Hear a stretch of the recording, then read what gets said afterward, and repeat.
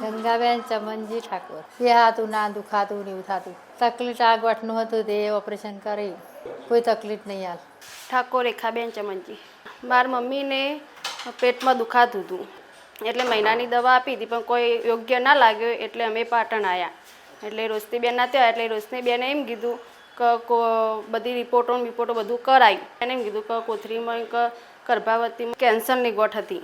એટલે રોશનીબેને કે ઓપરેશન કરી અત્યારે 36 કલાક થઈ ગયા છે પણ એમને કોઈ તકલીફ થતી નથી અત્યારે. અને એટલે રોશનીબેનનો ધન્ય આભાર.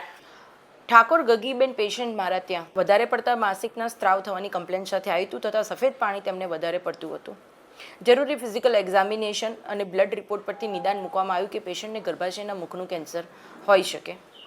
પ્રાથમિક તપાસ તથા MRIના રિપોર્ટના કારણે અને બાયોપ્સીના રિપોર્ટના આધારે નક્કી કરવામાં આવ્યું છે કે પેશન્ટને ગર્ભાશયની કોથળીનું પહેલા સ્ટેજનું કેન્સર હતું. એમની સારવારની ડેફિનેટિવ ટ્રીટમેન્ટના ભાગરૂપે 3D લેપ્રોસ્કોપી દૂરબીનથી પેશન્ટનું ગર્ભાશયની કોથળીનું કેન્સર રિમૂવ કરવા માટેનું ઓપરેશન કરવામાં આવ્યું છે.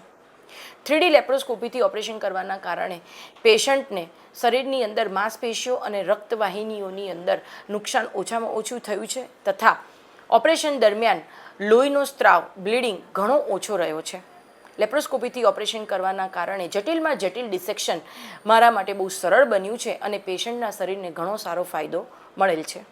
ઓપરેશન પછી 6 થી 12 કલાકમાં પેશન્ટને મોબિલાઇઝ કરી તથા સોફ્ટ ડાયટ એડવાઇસ કરવામાં આવ્યું છે. આજે 36 કલાકે પેશન્ટને કોઈ પણ જાતની કોઈ કમ્પ્લેન નથી અને પેશન્ટ હરતું ફરતું અને ચાલતું થઈ ગયું છે. આ ફાયદો માત્ર 3D લેપ્રોસ્કોપીના મદદથી ઓપરેશન કરવાના કારણે જ પેશન્ટને મળેલ